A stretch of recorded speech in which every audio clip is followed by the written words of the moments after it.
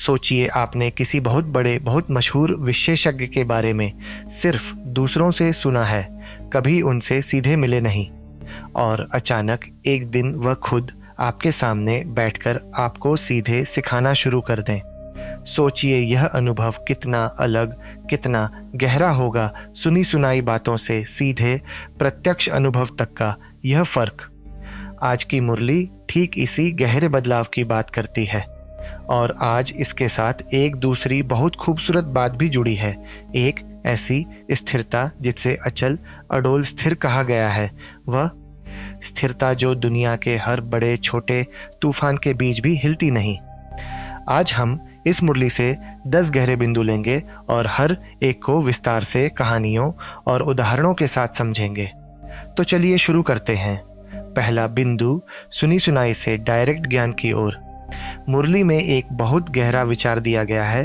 अब तक इंसान सिर्फ सुनी सुनाई यानी दूसरों से सुनी हुई बातों पर चलता आया है, लेकिन अब एक गहरा प्रत्यक्ष सीधा ज्ञान उपलब्ध है जिसे खुद अनुभव करके समझा जा सकता है।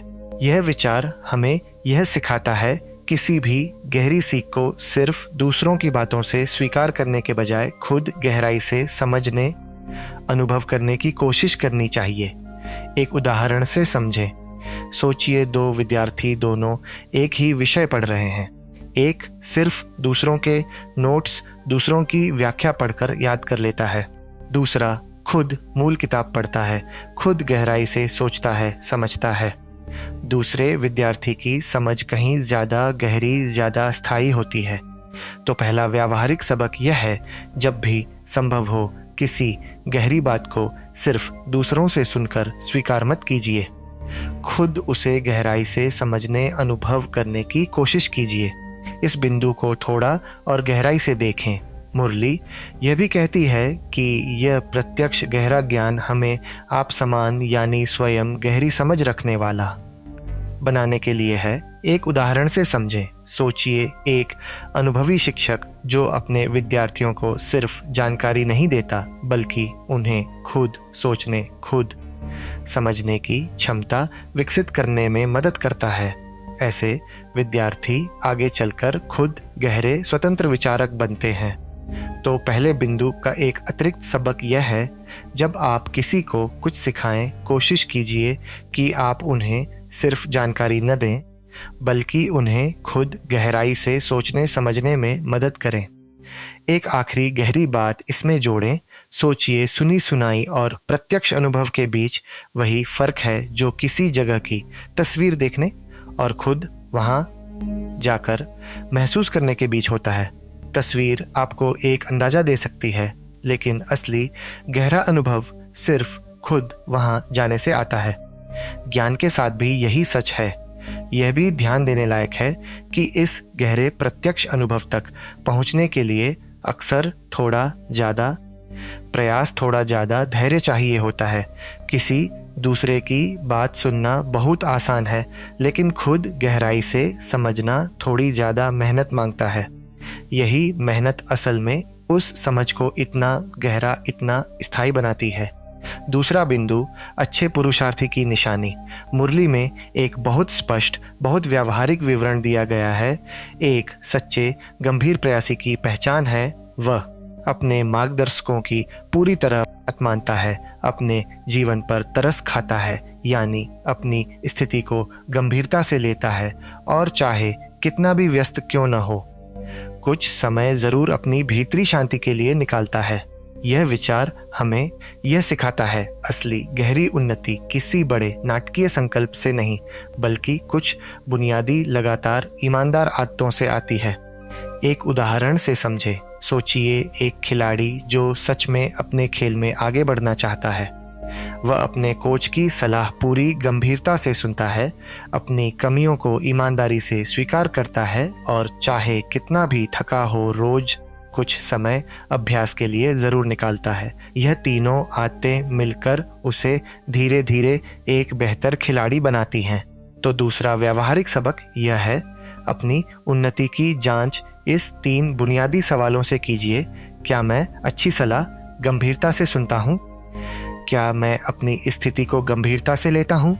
क्या मैं रोज कुछ समय अपने भीतरी विकास के लिए निकालता हूँ?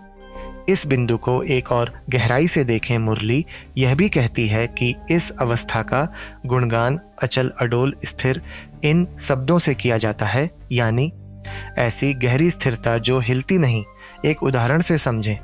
सोचिए एक बड़ा पुराना मजबूत पेड़ जो तेज आंधी में भी अपनी जगह से नहीं हिलता, क्योंकि उसकी जड़ें बहुत गहरी हैं। एक सच्चा गंभीर प्रयासी भी ऐसा ही है। बाहरी चुनौतियां उसे हिला सकती हैं, लेकिन गिरा नहीं सकती, क्योंकि उसकी आंतरिक जड़ें बहुत गहरी हैं। तो दूसरे बिंदु का एक अतिरिक्त सबक यह है, अपनी आंतरिक जड़ों को इतना गहरा, इतना मजबूत बनाइए कि बाहरी तूफान आपको हिला तो सकें, लेकिन कभी गिरा न सकें। इसे एक और गहरे व्यावहारिक तरीके से देखें। मुरली में यह भी कहा गया है कि ऐसे गंभीर प्रयासी अपने जीवन पर तरस खाते हैं। यह एक बहुत दिलचस्प वाक्यांश है। इसका मतलब है अपनी ही स्थिति को इतनी गहराई से समझना कि आप खुद अपने प्रति एक गहरी करुणा महसूस करें, और यह करुणा आपको आलस्य में नहीं बल्कि गंभीर ईमानदार प्रयास में धकेले। सोचिए एक व्यक्ति जो सालों से किसी अस्वस्थ आदत में फंसा है। अगर वह अचानक गहराई से समझ ले कि मैं खुद अपने साथ कितना अन्याय कर रहा हूँ, तो यह समझ उसे बदलाव के लिए एक गहरी प्रेरणा दे सकती है। गुस्से से नहीं बल्कि खुद के प्रति एक गहरी, दयालु लेकिन दृढ़ चिंता से। तीसरा बिंदु, भक्ति और ज्ञान मार्ग का अक्षर। मुरली में एक बहुत गहरा भेद बताया गया है। भक्ति मार्ग में एक नाम लिया जाता है और ज्ञान मार्ग में एक बिल्कुल अलग, गहरा, स्थिर स्रोत याद किया जाता है। दोनों अलग अलग गहरे आध्यात्मिक रास्ते हैं। यह विचार हमें यह सिखाता है, भक्ति यानी गहरी श्रद्धा और ज्ञान यानी गहरी समझ, यह दोनों अपनी अपनी जगह महत्वपूर्ण हैं, लेकिन इन्हें गडमड नहीं करना चाहिए। एक उदाहरण से समझें। सोचिए एक व्यक्ति जो किसी चीज में गहरी श्रद्धा तो रखता है, लेकिन उसकी गहरी तार्किक समझ नहीं रखता, और दूसरा व्यक्ति जो गहरी तार्किक समझ तो रखता है, लेकिन उसमें कोई गहरी भावनात्मक श्रद्धा नहीं है। असली संपूर्ण गहरी यात्रा इन दोनों श्रद्धा और समझ का संतुलन मांगती है। तो तीसरा व्यावहारिक सबक यह है, अपनी आध्यात्मिक यात्रा में सिर्फ श्रद्धा या सिर्फ तर्क, दोनों में से किसी एक पर निर्भर मत रहिए। दोनों का एक स्वस्थ संतुलन बनाइए। एक आखिरी उदाहरण से इसे समझें। सोचिए एक पक्षी जो सिर्फ एक पंख से उड़ने की कोशिश करे, चाहे वह पंख कितना भी मजबूत क्यों न हो, वह उड़ नहीं पाएगा। उसे उड़ने के लिए दोनों पंखों की जरूरत है। श्रद्धा और समझ भी ऐसे ही दो पंख हैं। दोनों के साथ ही असली गहरी आध्यात्मिक उड़ान संभव है। एक आखिरी गहरी बात जोड़ें। कई बार हम अपनी गहरी श्रद्धा को अंधश्रद्धा में बदलने से डरते हैं, इसलिए हम हर चीज को सिर्फ तर्क से तौलने लगते हैं।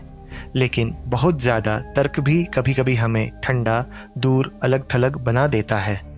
असली समझदारी यह जानने में है कि कब दिल से महसूस करना है और कब दिमाग से जांचना है, और यह संतुलन समय के साथ अनुभव से ही आता है। चौथा बिंदु, गीता का असली भगवान कौन। मुरली में एक बहुत साहसी, बहुत विचारोत्तेजक दावा किया गया है, यह कि एक बहुत प्रसिद्ध धार्मिक ग्रंथ में भगवान के नाम को लेकर एक बड़ी ऐतिहासिक गलतफहमी हो गई है। असली निराकार सर्वोच्च स्रोत की जगह एक अलग, महान लेकिन फिर भी शरीरधारी व्यक्तित्व का नाम जोड़ दिया गया है। यह विचार हमें यह सिखाता है, समय के साथ कई बार बड़ी धार्मिक ऐतिहासिक कहानियों में छोटी लेकिन बहुत महत्वपूर्ण गलतफहमियां घुस जाती हैं, और इन्हें फिर से ध्यान से जांचना जरूरी हो जाता है। एक उदाहरण से समझें। सोचिए कोई एक कहानी पीढ़ी दर पीढ़ी जुबानी आगे बढ़ती है। हर पीढ़ी में थोड़ा नया विवरण जुड़ता है, थोड़ा पुराना विवरण बदल जाता है, जब तक वह कहानी अपने मूल स्वरूप से काफी अलग न हो जाए। इतिहास में कितनी ही कहानियां इसी तरह समय के साथ बदलती रहती हैं। तो चौथा व्यावहारिक सबक यह है, किसी भी बहुत पुरानी बहुत प्रसिद्ध कहानी को बिना सवाल पूछे स्वीकार मत कीजिए। यह पूछने की आदत डालिए, क्या यह असली मूल सच्चाई है या समय के साथ इसमें कुछ बदल गया है। इसे थोड़ा और व्यावहारिक बनाएं। यह सिर्फ बड़ी ऐतिहासिक कहानियों तक सीमित नहीं है, यह हमारी अपनी रोज की सोच पर भी लागू होता है। सोचिए कितनी सच्चाइयाँ जिन्हें हम अपने बारे में मानकर बैठे हैं। मैं कभी अच्छा नहीं बोल पाता, मुझसे यह काम कभी नहीं होगा। क्या यह सच में गहराई से जांची गई सच्चाइयाँ हैं या ये भी कहीं किसी पुरानी बिना जांची हुई धारणा से चली आ रही हैं? आज अपनी एक ऐसी ही धारणा को चुनकर ईमानदारी से जांचने की कोशिश कीजिए। एक आखिरी गहरी बात जोड़ें, यह सिर्फ धार्मिक कहानियों तक सीमित नहीं है। सोचिए आपके अपने परिवार में कोई पुरानी बार बार दोहराई गई सच्चाई, शायद किसी रिश्तेदार के बारे में, किसी पुरानी घटना के बारे में। क्या आपने कभी उस कहानी को गहराई से जांचा है या आप उसे वैसे ही आगे बढ़ाते जा रहे हैं जैसे आपने उसे सुना था? एक और गहरी बात इसमें जोड़ें। सोचिए कितनी बार हम किसी व्यक्ति के बारे में एक राय सिर्फ इसलिए बना लेते हैं क्योंकि हमने किसी और से उनके बारे में कुछ सुना था, बिना खुद उस व्यक्ति को गहराई से जाने। यह सुनी सुनाई राय अक्सर हमारी समझ को बहुत सीमित, बहुत पक्षपाती बना देती है। असली निष्पक्ष समझ हमेशा खुद प्रत्यक्ष अनुभव से बनती है, दूसरों की बातों से नहीं। पांचवा बिंदु, चित्रों की समझानी। मुरली में एक बहुत व्यावहारिक सुझाव दिया गया है। कुछ खास प्रतीकात्मक चित्र हर घर में होने चाहिए ताकि लोग उन्हें रोज देखकर अपनी गहरी आध्यात्मिक जड़ों को याद रख सकें। यह विचार हमें यह सिखाता है, कभी कभी एक दृश्य, एक चित्र हजारों शब्दों से ज्यादा गहरा, ज्यादा तुरंत याद दिला सकता है। एक उदाहरण से समझे। सोचिए एक परिवार जो अपने घर में अपने पूर्वजों की एक तस्वीर रखता है। हर बार जब वे उस तस्वीर को देखते हैं, उन्हें अपनी जड़ें, अपनी विरासत याद आती है, बिना किसी को कुछ कहे। तो पांचवा व्यावहारिक सबक यह है, अपने घर में, अपने कार्यस्थल पर कुछ ऐसे दृश्य संकेत रखिए जो आपको रोज आपके सबसे गहरे, सबसे महत्वपूर्ण मूल्यों की याद दिलाएं। इसे एक आखिरी व्यावहारिक तरीके से आगे बढ़ाएं। यह जरूरी नहीं कि यह संकेत कोई बड़ी धार्मिक तस्वीर ही हो, यह कुछ भी हो सकता है। अपने परिवार की एक फोटो जो आपको याद दिलाए कि आप किसके लिए मेहनत कर रहे हैं। एक छोटा सा नोट अपनी मेज पर जो आपको याद दिलाए आज शांत रहना है। हमारा दिमाग दृश्य संकेतों से बहुत जल्दी प्रभावित होता है, इसलिए अपने आसपास के माहौल को सोच समझकर अपने मूल्यों के अनुरूप सजाना अपने आप में एक गहरा आध्यात्मिक अभ्यास बन सकता है। एक आखिरी गहरी बात इसमें जोड़ें।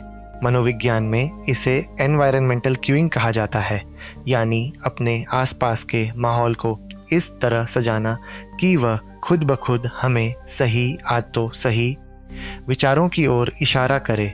एक स्वस्थ खाना चाहने वाला व्यक्ति अपनी रसोई में फल आसानी से दिखने वाली जगह पर रखता है। एक गहरी शांति चाहने वाला व्यक्ति अपने कमरे में कुछ ऐसा रख सकता है जो उसे बार बार अपनी गहरी आंतरिक यात्रा की याद दिलाए। यह छोटी सी तरकीब बहुत बड़ा फर्क ला सकती है। छठा बिंदु, देही अभिमानी बनना। मुरली में फिर से यह गहरा विचार दोहराया गया है।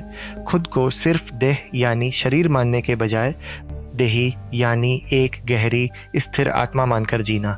यह विचार हमें एक गहरी सीख देता है, हमारी गहरी पहचान, हमारी प्रतिक्रियाओं, हमारी स्थिरता को सीधे प्रभावित करती है। एक उदाहरण से समझे।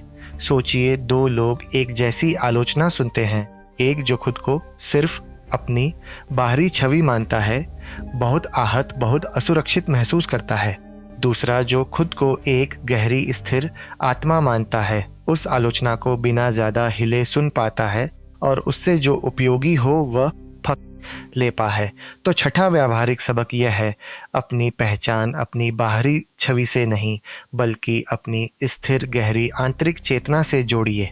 एक आखिरी गहरी बात इसमें जोड़े। सोचिए, अगर आज कोई आपकी बहुत तारीफ करे और कल कोई आपकी बहुत आलोचना करे, क्या आपकी अपनी गहरी आंतरिक भावना इन 2 दिनों में बहुत अलग होगी?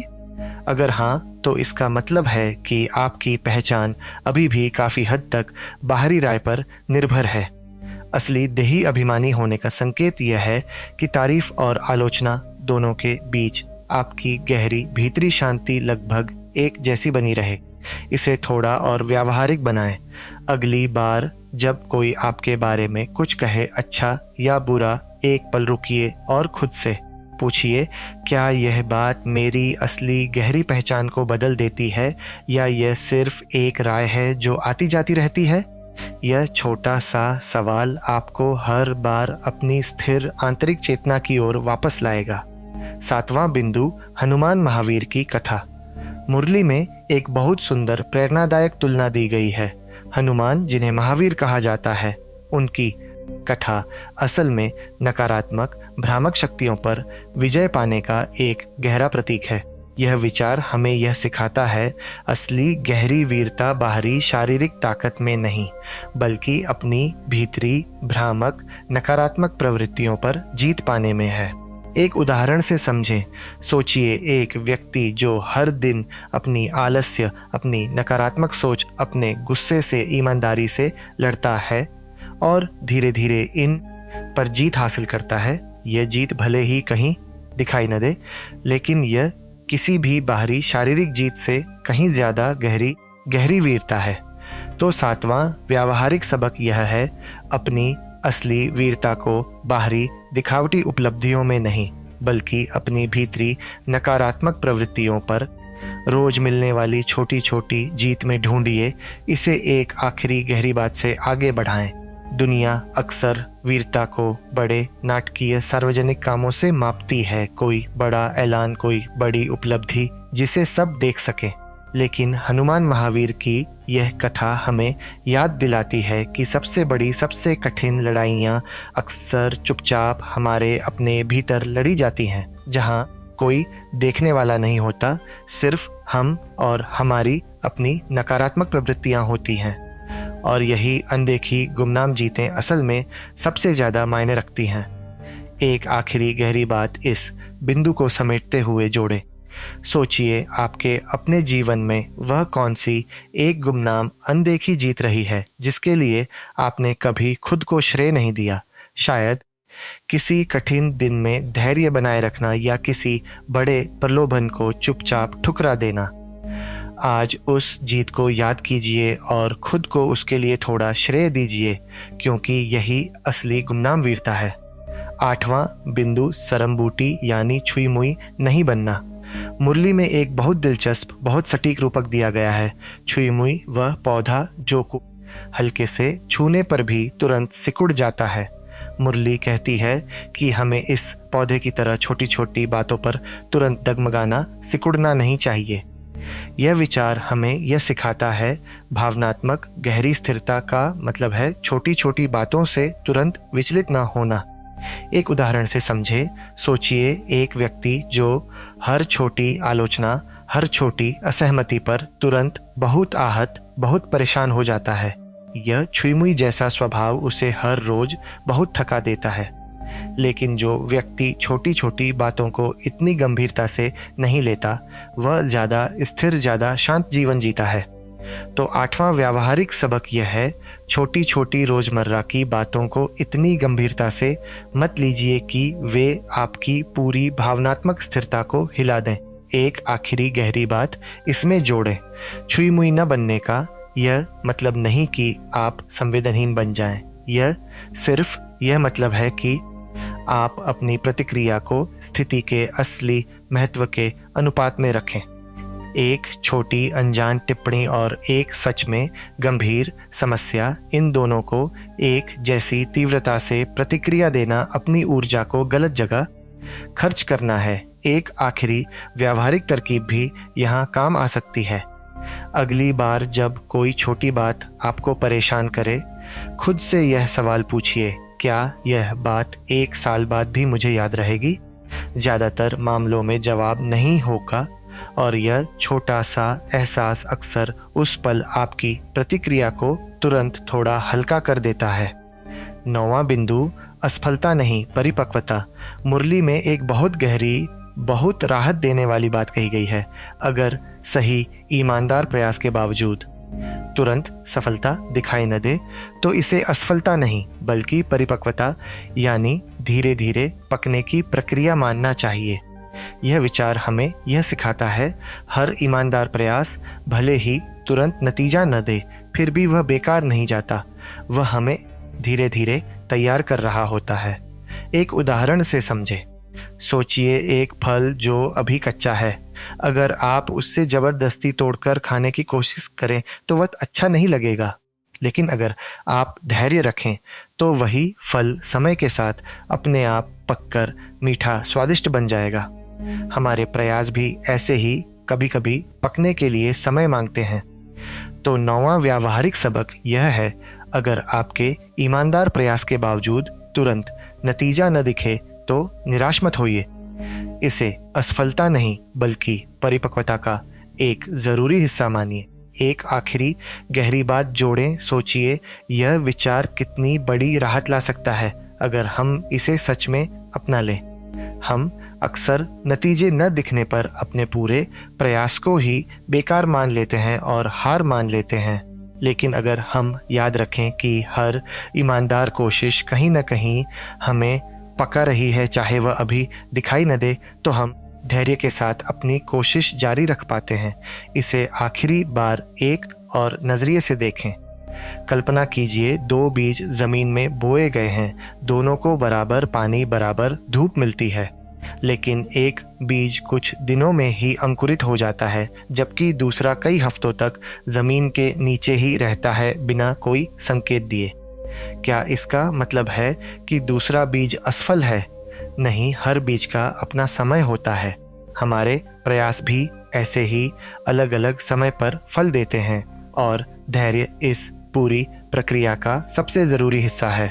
10वां बिंदु, न्यारे बनकर कर्म करना। आज की मुरली के स्लोगन और अव्यक्त इशारे दोनों एक ही गहरी बात कहते हैं। अपने कर्मों को करते हुए भी एक गहरी आंतरिक दूरी, एक न्यारापन बनाए रखना, और जब ज़रूरत हो अपने विचारों को 1 सेकंड में शांत करने की शक्ति विकसित करना। यह विचार बहुत गहरा है क्योंकि यह हमें यह सिखाता है हम अपनी जिम्मेदारियां पूरी तरह निभा सकते हैं बिना उनमें पूरी तरह खोए हुए। एक उदाहरण से समझे। सोचिए एक अभिनेता जो अपने किरदार को पूरी शिद्दत से निभाता है, लेकिन गहराई में हमेशा जानता है कि यह मेरा असली स्थायी स्वरूप नहीं है। यह न्यारापन उसे अपने किरदार में पूरी तरह डूबने के बावजूद एक गहरी आंतरिक आज़ादी देता है। तो 10वां व्यावहारिक सबक यह है, अपनी रोज की जिम्मेदारियों को पूरी ईमानदारी से निभाइए, लेकिन एक गहरी आंतरिक दूरी, एक न्यारापन भी बनाए रखिए। यह आपको ज़्यादा हल्का, ज़्यादा आज़ाद महसूस कराएगा।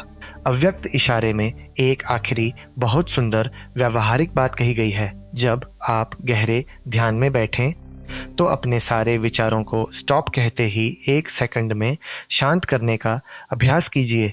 पूरा ब्रेक, ढीला ब्रेक नहीं। एक उदाहरण से समझे। सोचिए एक कार जिसके ब्रेक बहुत मजबूत, बहुत तेज हैं। जब ज़रूरत हो वह तुरंत रुक सकती है। हमारे मन को भी ऐसा ही एक तेज ब्रेक चाहिए, ताकि जब हम चाहें हम अपने विचारों को तुरंत शांत कर सके, धीरे धीरे नहीं।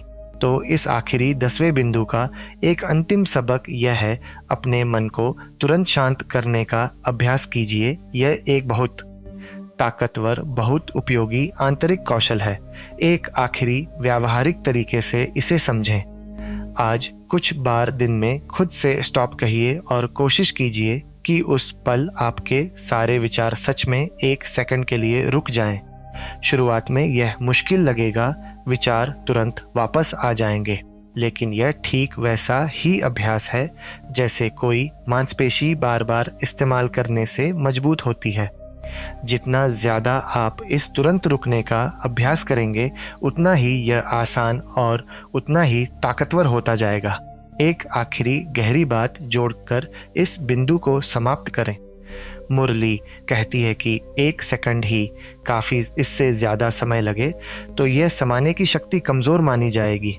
ये एक बहुत ऊंचा, बहुत चुनौतीपूर्ण लक्ष्य लग सकता है, लेकिन याद रखिए किसी भी कौशल में महारत एक दिन में नहीं आती। शुरुआत शायद 10 सेकंड या 1 मिनट से हो और धीरे धीरे अभ्यास के साथ यह समय कम होता जाएगा जब तक यह सच में 1 सेकंड जैसा तेज स्वाभाविक न बन जाए। तो यह थे आज की मुरली के वे 10 गहरे बिंदु। किसी भी गहरी बात को खुद अनुभव करके समझना, अपनी आंतरिक जड़ों को इतना मजबूत बनाना कि बाहरी तूफान आपको हिला तो सकें, गिरा न सकें। श्रद्धा और समझ का एक स्वस्थ संतुलन बनाना, किसी पुरानी प्रसिद्ध कहानी को भी सवाल पूछकर जांचना, अपने सबसे गहरे मूल्यों की याद दिलाने वाले दृश्य संकेत रखना, अपनी पहचान बाहरी छवि से नहीं स्थिर आंतरिक चेतना से जोड़ना, असली वीरता को भीतरी नकारात्मक प्रवृत्तियों पर मिलने वाली जीत में ढूंढना, छोटी छोटी बातों से विचलित न होना, धीमे नतीजों को असफलता नहीं परिपक्वता मानना, और अंत में अपनी जिम्मेदारियों को निभाते हुए भी एक गहरा आंतरिक न्यारापन बनाए रखना। अब इन 10 बिंदुओं को एक साथ जोड़कर देखें। इनमें से ज्यादातर बातें असल में एक ही गहरी केंद्रीय समझ अलग अलग कोणों से कह रही हैं। असली स्थिरता कभी बाहर से नहीं आती, न दूसरों की राय से, न बाहरी परिस्थितियों से, न तुरंत दिखने वाले नतीजों से। असली स्थिरता हमेशा भीतर से धीरे धीरे ईमानदार नियमित अभ्यास से बनती है। जैसे एक पेड़ की जड़ें मिट्टी के नीचे धीरे धीरे गहरी होती हैं, बिना किसी को दिखे इसे एक पूरी छोटी कहानी से समझे। सोचिए एक व्यक्ति जो कभी हर छोटी बात पर बहुत जल्दी विचलित हो जाता था। किसी की एक तीखी टिप्पणी उसका पूरा दिन खराब कर देती थी। उसने एक दिन यह तय किया कि वह रोज सुबह कुछ मिनट अपनी भीतरी शांति के लिए निकालेगा, बिल्कुल वैसे ही जैसे आज की मुरली में चौथा समय भी जरूर बाबा की याद में बैठने की बात कही गई है। शुरुआत में यह अभ्यास बहुत छोटा, बहुत मामूली लगा। कुछ दिन तो उसे लगा कि कुछ बदल ही नहीं रहा, लेकिन उसने हार नहीं मानी। उसने याद रखा कि यह असफलता नहीं, परिपक्वता की प्रक्रिया है। कुछ हफ्तों बाद उसने महसूस किया कि वह किसी आलोचना पर पहले जितना जल्दी विचलित नहीं होता। कुछ महीनों बाद वह खुद हैरान था कि वह कितनी बड़ी चुनौतियों को भी अब शांति से संभाल पा रहा था। यह कहानी हमें यह याद दिलाती है, असली गहरा बदलाव कभी नाटकीय अचानक नहीं होता। यह हर दिन की छोटी दिखने वाली ईमानदार कोशिशों से धीरे धीरे बनता है, बिल्कुल वैसे ही जैसे आज की मुरली में अचल अडोल स्थिर बनने की पूरी यात्रा समझाई गई है। सोचिए अगर आप आज सिर्फ यह एक विचार अपने साथ ले जाएं कि मेरी असली स्थिरता मेरे भीतर है, बाहर नहीं, तो आने वाले हफ्तों में आपकी बहुत सी छोटी छोटी चिंताएं अपने आप हल्की पड़ने लगेंगी। आप आलोचना को कम व्यक्तिगत रूप से लेंगे, आप धीमे नतीजों से कम निराश होंगे, आप छोटी बातों में कम उलझेंगे, और यही धीरे धीरे आपको उस अचल अडोल स्थिर अवस्था की ओर ले जाएगा जिसका जिक्र आज की मुरली में बार बार किया गया। यह सारी बातें सिर्फ सुनने के लिए नहीं हैं। आज इनमें से सिर्फ एक बात चुनिए, शायद अपनी किसी छोटी बात पर आज कम विचलित होना, या फिर अपने विचारों को तुरंत शांत करने का अभ्यास करना, और उसे आज ही अपनी जिंदगी में आजमाइए। अगर आपको आज की यह मुरली चर्चा गहरी और उपयोगी लगी हो तो इसे लाइक करें, अपने परिवार और साथियों के साथ शेयर करें ताकि वे भी इन बातों से लाभ उठा सकें। यह चर्चा जितने ज़्यादा लोगों तक पहुंचेगी उतना ही ज़्यादा भला होगा। कमेंट में बताएं आज के इन 10 बिंदुओं में से कौन सी बात आपको सबसे ज़्यादा छू गई। हर दिन ऐसी ही गहरी और व्यावहारिक मुरली चर्चा के लिए चैनल को सब्सक्राइब करना न भूलें और बेल आइकॉन जरूर दबाएं ताकि कल की मुरली का अगला एपिसोड आपसे न छूटे। ओम शांति।